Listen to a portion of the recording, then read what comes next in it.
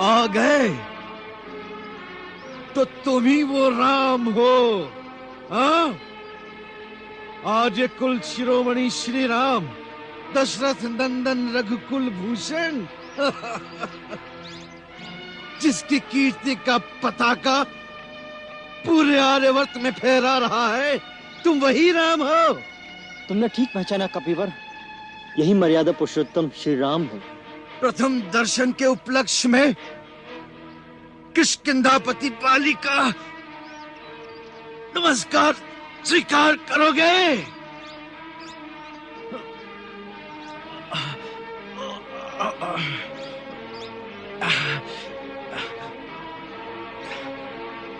ए धर्म ध्वजाधारी मर्यादा पुरुषोत्तम श्री राम, मुझे केवल इतना बता दो, कौन सी मर्यादा का तुमने पालन किया है राम? आड़ से छुपकर तुमने मेरे ऊपर प्रहार किया है। इस प्रकार प्रहार करना वीरों का काम नहीं है, ये तो व्याध का काम है राम। इस दुष्कर्म से क्या अपने वीरता के नाम पर कलंक नहीं लगाया है राम? राम बोलो, राम बोलो, उत्तर दो राम, उत्तर दो।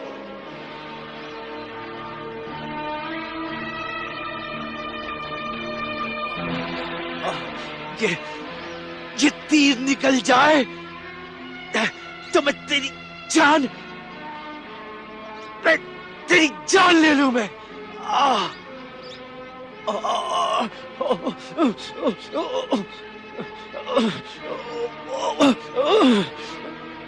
हनुमान, इनका बाण निकाल दो, इनकी पीड़ा कम हो जाएगी।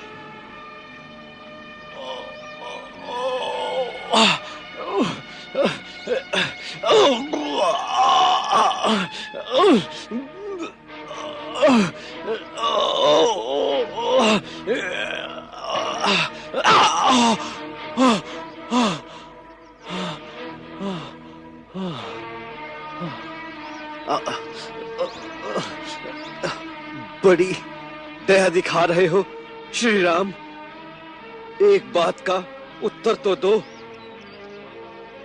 लड़ाई तो हम दो भाइयों में थी, ऐसे समय में छुपकर मेरा वध करना, यही आदर्श है आप आर्यों का? मुझे मारकर अपने पुरुषों की सभा में निंदा का पात्र नहीं बनोगे? मेरा आपका तो कोई वैर नहीं था राम, फिर किस कारण ये सुग्रीव इतना प्यारा हो गया और मैं आपका शत्रु हो गया? धर्म हेतु अवतारे हूँ गुसाई, मारे हूँ मोहि व्याध की नाई। मैं बैरी सुग्रीव पियारा, अवगुण कवन नाथ मोहि मारा। कारण कवन नाथ मोहि मारा। राम, मैं क्यों आपका शत्रु बन गया? मित्र का शत्रु शत्रु होता है। सुग्रीव हमारा मित्र है। तुमने उसके प्रति जो अन्याय किया है तथा तुम्हारे पापों का दंड देने के लिए हम तुम्हारा वध करने की प्रतिज्ञा ले चुके हैं। रघुवंशी जब किसी को वचन देते हैं तो प्राण जाने पर भी उस वचन को पूरा करते हैं। अपने वचन का पालन करना उनका सबसे बड़ा धर्म है तथा उसके लिए उन्हें निंदा का पात्र बनना भी स्वीकार है। राम, सुग्रीव से मित्रता करने में रावण द्वारा हरण की गई अपनी स्त्री के उद्धार का तुम्हारा स्वार्थ नहीं छुपा है, किंतु ये प्राणों के भय से पहाड़ों की खो में मुंह छुपाए पड़ा रहने वाला ये कायर क्या तुम्हारी सहायता करेगा? बोलो। इसके लिए तुम किष्किंधापति बाली के पास आते तो देखते मैं अब तक उस दुरात्मा को बांधकर तुम्हारे चरणों में डाल चुका होता। सीता को उसने सागर की अतल गहराइयों में, आकाश में या पाताल में कहीं पर भी छुपा रखा हो, मैं सीता माता को तुम्हारे हवाले कर देता। जिस प्रकार क्रूरतापूर्वक तुमने बाली का वध किया है, उस अनीति को तुम इतिहास की दृष्टि में कभी न्यायोचित नहीं ठहरा सकोगे। जो जन्म लेता है वो अवश्य मरता है, इसलिए मुझे मरने का शौक नहीं है। मेरे बाद सुग्रीव को राज्य मिलेगा, वो भी अनुचित नहीं है। अनुचित इतना ही है कि तुमने मुझे रणभूमि में मेरे साथ वीरों की भांति युद्ध करके मुझे नहीं मारा, मुझे अधर्म पूर्वक मारा है तुमने। तुमने मेरी निरपराध हत्या की है। तुम्हारे इस पाप का प्रायश्चित कभी नहीं होगा राम, कभी नहीं होगा।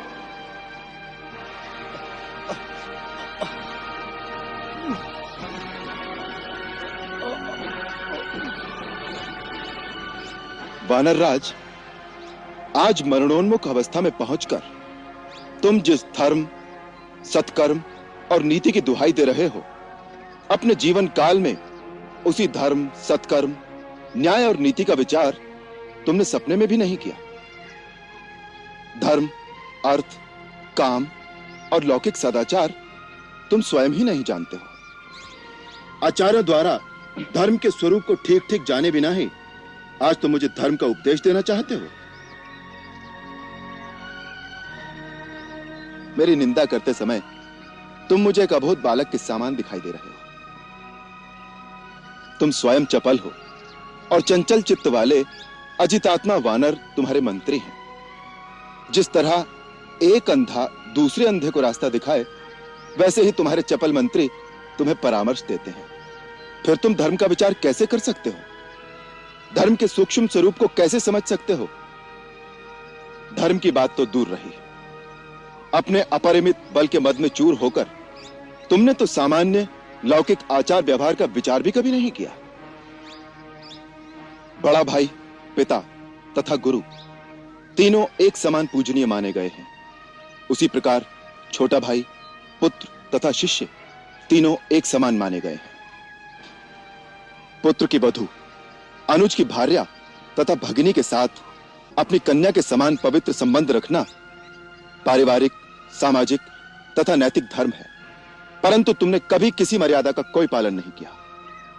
अपने छोटे भाई सुग्रीव के साथ अन्याय करके बिना किसी दोष के उसे निष्कासित कर दिया और उसके जीते जी उसकी पत्नी रूमा को अधर्म और अनीति से पत्नी की भांति अपने अधीन रखा। ऐसे पुरुष का वध करना ही उसके लिए उपयुक्त दंड माना गया है। अनुज बधू भगनी सुत नारी, सुनु सठ कन्या समय चारी। इन्हीं कुदृष्टि विलोकई जोई, ताहि बधे कछु पाप न होई, ताहि बधे कछु पाप न होई। यदि ये मेरा पाप भी था तो दंड देने का अधिकार केवल राजा को होता है। तुम्हें क्या अधिकार था न्याय का भार अपने हाथ में लेने का? अहंकारी वानर, तुम्हें यह विदित होना चाहिए कि पर्वतों, वन और कानूनों से युक्त यह सारी पृथ्वी हम इक्ष्वाकु वंश के राजाओं की है। इस समय इक्ष्वाकु वंश के राजा भरत हैं। उन्हीं की आज्ञा का पालन करने वाला और पवित्र इक्ष्वाकु वंश का वंशधर होने के नाते यहाँ के पशु, पक्षी, नर, वानर सबके प्रति दया का भाव रखने अथवा उन्हें दंड देने का अधिकार मुझे प्राप्त है। धर्मात्मा राजा भरत इस पृथ्वी का पालन करते हैं और उनके रहते कोई भी प्राणी धर्म के विरुद्ध आचरण नहीं कर सकता। अतः हम सब उन्हीं की आज्ञा से श्रेष्ठ धर्म में स्थिर रहकर तुम जैसे धर्म भ्रष्ट पुरुषों को विधिवत दंड देते हैं। वाली, सत्पुरुषों का धर्म अति सूक्ष्म होता है, उसे समझना बहुत कठिन है। इतना समझ लो कि यदि राजा पापी को दंड दे तो पापी उस दंड को भोगकर निष्पाप हो जाता है, परंतु यदि राजा पापी को उचित दंड न दे तो उस दंड का फल राजा को स्वयं भोगना पड़ता है।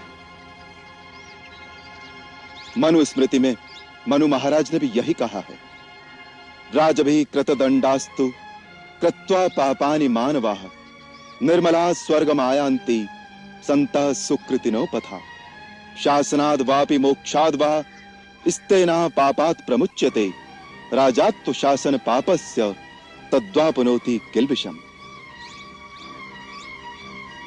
हे वानरराज, तुमने जो पाप किया है उसके अनुसार तुम्हारा वध सर्वथा धर्म के अनुसार उचित माना जाएगा।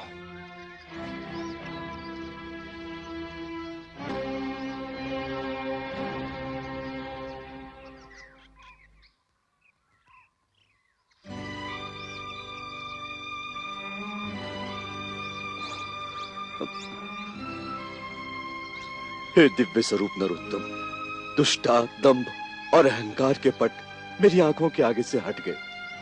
मेरी आत्मा के अंतर चक्षु खुल रहे हैं, मानो आत्मा ने परमात्मा को पहचान लिया है। आपके अमोद बाण की पीड़ा के प्रमाद में, अज्ञान के आवेश में मेरे मुख से आपके प्रति अनुचित वाक्य निकल गए हैं। उसके लिए क्षमा करें प्रभु।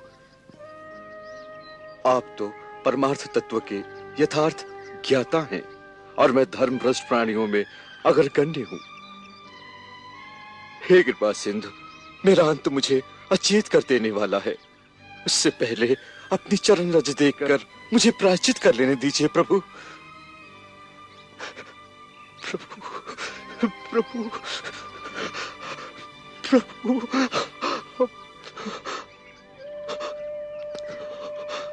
प्रभु। हे वानरराज, प्रायश्चित तो तुम्हारा दंड पाने से ही हो गया। मनु ने कहा है, राजा से दंड पाकर मनुष्य फिर से पापहीन और पवित्र हो जाता है। सो हे राजन, तुम अब निष्पाप हो, इसलिए अधीर न हो। अपने मन से मृत्यु का भय संताप निकाल दो। हम सब तुम्हारी दीर्घायु की मंगल कामना के साथ तुम्हारी सेवा और उचित उपचार करके तुम्हारे प्राणों की रक्षा करेंगे। प्रभु, अब रक्षा किस लिए? जीवन तो बार बार मिल जाएगा, परंतु फिर इन हाथों से मरण पाकर मोक्ष तो नहीं मिलेगा। हे राम, ऐसी मृत्यु फिर नहीं मिलेगी प्रभु, फिर नहीं मिलेगी। जन्म जन्म मुनि जतनु कराहि अंत राम कहे आवत नाही। अंत राम कहे आवत नाही।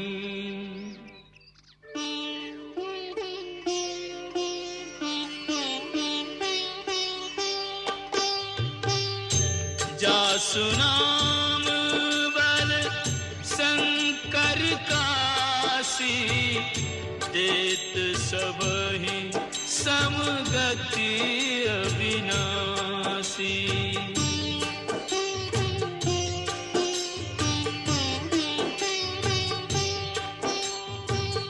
मम लोचन गोचर सोयावा बहुर के प्रभु अस बनी बनावा।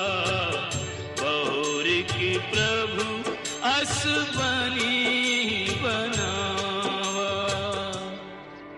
अब नाथ करि करुणा बिलो कहूँ देहु जो बर मागऊं। जेहि जोन जन्मो करम बस तहाँ राम पद अनुरागऊं। तहाँ राम पद अनुरागऊं।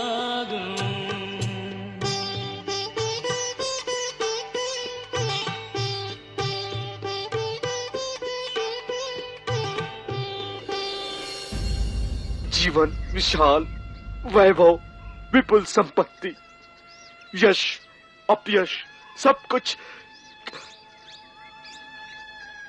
यही छोड़कर यमराज के घर चला जाऊंगा।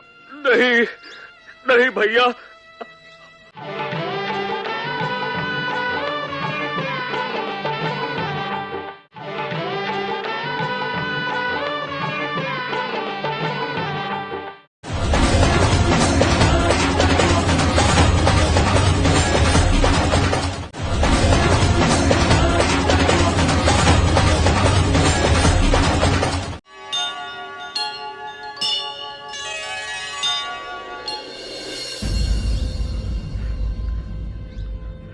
जो दुर्लभ मृत्यु आज बाली को मिल रही है, उसके सामने प्रभु किष्किंधा तो क्या, सारा स्वर्ग, सारी पृथ्वी का साम्राज्य भी तुच्छ है। किष्किंधा तो अब सुग्रीव की है। भाई सुग्रीव, तुम्हारे साथ उचित अनुचित जो कुछ भी किया है, उसके लिए तुमसे मैं क्षमा मांगता हूँ। मुझे क्षमा कर दो। नहीं भैया, ये आप क्या कह रहे हैं? जाते हुए लेन देन चुका रहा हूं मैं। यदि क्षमा कर दोगे तो मैं शांति और संतोष के साथ प्राण त्याग कर सकूंगा। तुम अपनी किष्किंधा संभालना। नहीं भैया, भूल मुझसे हो गई है। क्षमा तो मुझे मांगनी चाहिए। मुझे क्षमा कर दो भैया, मैं पापी हूं भैया। किष्किंधा पति आप ही रहेंगे। मुझे किष्किंधा का राज कभी अभिष्ट नहीं था। मुझे तो केवल भैया आपका प्यार चाहिए था। पगले, युद्ध भूमि में रोया नहीं करते। युद्ध भूमि तो मारने या मरने का स्थान है। परंतु भाई के द्वारा भाई की मृत्यु, ये कैसी विडंबना है। ये भाग्य की बात है सुग्रीव। पूर्व जन्म के किसी पाप से हम दो भाई आपस में प्रेम से नहीं रह सके। जीवन, विशाल, वैभव, विपुल संपत्ति, यश, अपयश, सब कुछ यही छोड़कर यमराज के घर चला जाऊंगा। नहीं, नहीं भैया।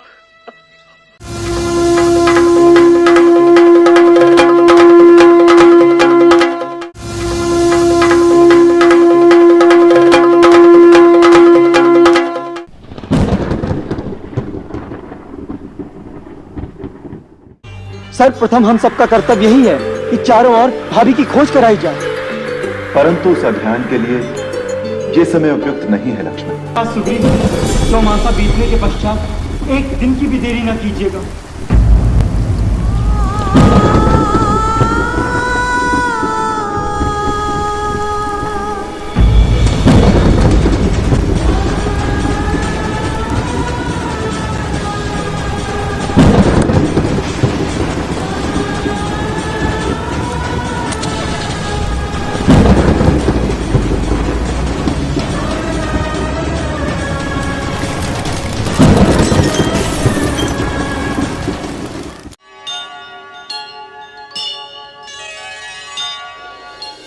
तात, भ्राता प्रेम का सुख हमारे भाग्य में विधाता ने लिखा ही नहीं था। विधि की ये कैसी विडंबना है।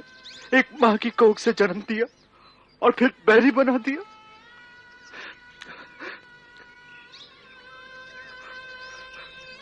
सुग्रीव, मैं आज अभी कुछ क्षणों में अपना जीवन, विशाल, वैभव, विपुल संपत्ति, यश, अपयश, सब कुछ यही छोड़कर यमराज के घर चला जाऊंगा। नहीं, नहीं भैया, हमें छोड़कर तुम नहीं जा सकते भैया। ऐसा मत बोलो भैया, तुम ऐसा मत बोलो। जाना तो पड़ेगा ही सुग्रीव, सबको जाना पड़ता है। मैं प्रसन्न हूं तुम्हें रघुनाथ का साथ मिल गया। इससे वानर साम्राज्य को और शक्ति मिलेगी। सुग्रीव, मेरी चेतना अभी लुप्त हो रही है। मेरे गले में पड़ी ये देवराज इंद्र की दी हुई ये दिव्य स्वर्ण माला शीघ्र ही उतार कर तुम धारण कर लो। नहीं भैया नहीं। समय नष्ट न करो सुग्रीव। नहीं भैया नहीं। इसमें किष्किंधा लक्ष्मी का उदार वास है। यदि ये मेरे मृतक शरीर पर रही तो इसकी विजय श्री नष्ट हो जाएगी। इसलिए मेरे प्राण रहते रहते इसे निकाल कर तुम धारण कर लो, शक्ति बनी रहेगी। नहीं भैया, किसके पति आप हैं, आप ही रहेंगे भैया। आप ऐसा क्यों बोलते हैं? हनुमंत जी महाराज। समय नष्ट न करो। मेरे गले से उतारकर ये दिव्य माला राजा सुग्रीव के गले में डाल दो।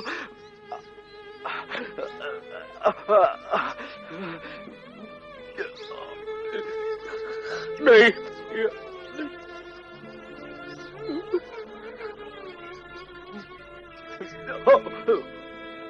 भैया, ये क्या किया भैया आपने? किष्किंधा के नए महाराज सुग्रीव, विजयी भव। इस विजय माला के साथ बड़े भाई का आशीर्वाद सदा तेरे साथ रहेगा सुग्रीव। श्री राम प्रभु की मित्रता निभाना ही अब तुम्हारा धर्म होना चाहिए। उनकी सहायता का जो वचन दिया है उसे प्राण देकर भी पूरा करना। ये तुम सिद्ध कर देना सुग्रीव। रघुकुल की भांति वानर कुल भी अपना वचन निभाना जानता है।